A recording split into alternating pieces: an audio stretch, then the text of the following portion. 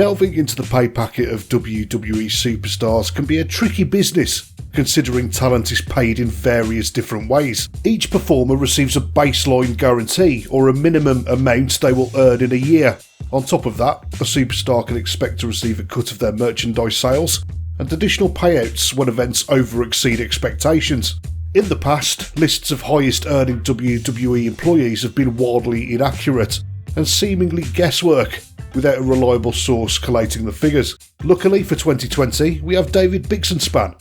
Bixenspan is a trusted journalist at Forbes and has spent the time analysing WWE's financial reports to bring us an accurate picture of their pay scale at the top end. According to Forbes, Bixenspan took advantage of WWE's status as a publicly traded company to see Superstars' baseline contracts before taking into account their 5% merchandise sales and 25% cut from outside interests. Notable by his absence on this list is John Cena. Despite his net worth reportedly being over $75 million, he was on leave for the vast majority of the year making movies, and we're sure he's still doing alright for himself.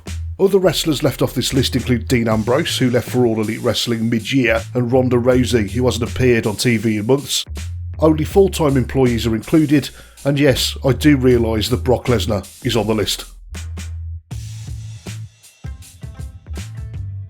Braun Strowman earned a tidy $1.9 million in the year from April 2019 to April 2020, and it's not hard to see why. Strowman is one of the most believable monster big men to come along in years, and we all know Vince likes some larger than life. Strowman signed a brand new long-term 4-year contract with WWE back in July, so it was only going to be a matter of time before faith to carry the company was put in him. He won the Universal Championship at WrestleMania, crushing Goldberg in the process.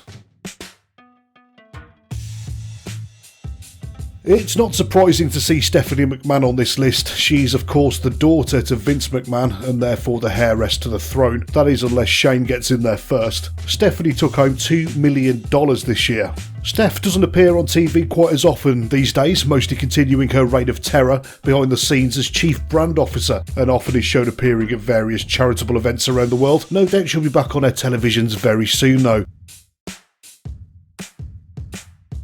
Another McMahon on the list, and just pipping his sister by $100,000, it's Shane McMahon, earning $2.1 million. Shane returned to WWE TV in February 2016, after spending years working on his own company, separate from the Grapple game. Since his return, the 50-year-old dad has amazed fans worldwide with his in-ring work.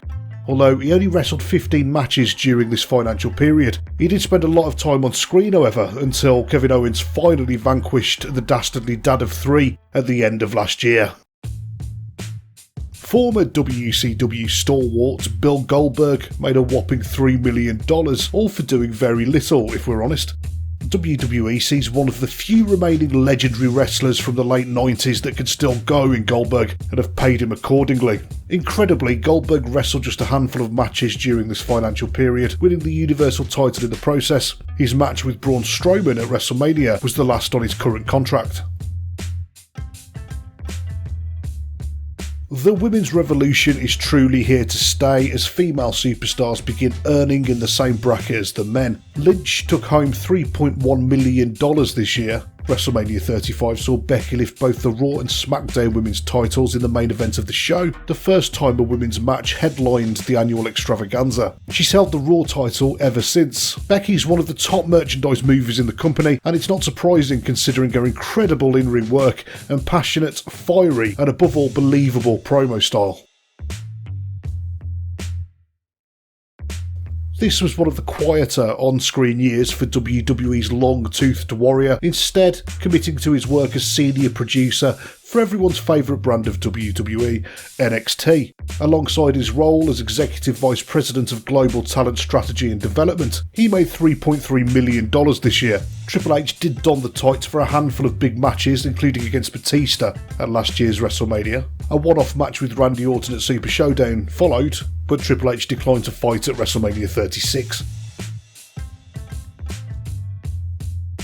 WWE has put the rocket on Seth on a number of occasions and can clearly see him as a main event player for years to come.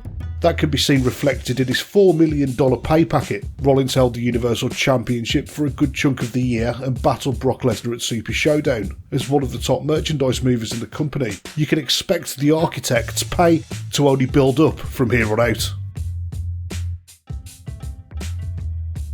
Future Hall of Famer Randy Orton made $4.1 million this year, and there's no doubting why he's known as the Viper. Orton snaked his way into an excellent position during his last round of contract negotiations by leveraging WWE's direct competition, All Elite Wrestling, in the process. Forbes has projected that Orton might earn as much as $6 million next time around, and that's because WWE love the guy. He's safe in the ring, he can cut a decent promo, and in around 10 years' time, he'll be one of those legends that they bring back for part-time dream matches.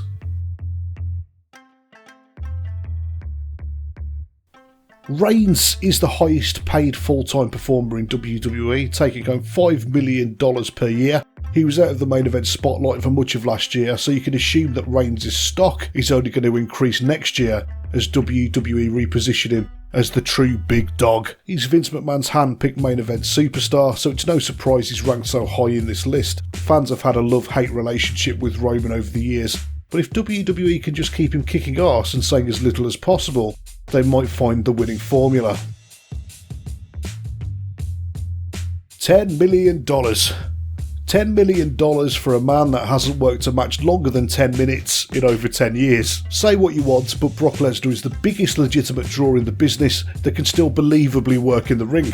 More to the point, just like with Roman Reigns, Vince loves the no-nonsense big guy. He brings a sense of legitimacy to wrestling thanks to his UFC career, and he's still seen by many fans as WWE's final boss, so to speak. Were you surprised by this list? Let me know what you think of the superstar earnings from 2020 down in the comments, and remember to subscribe if you enjoyed this video for more coming soon. Cheers guys.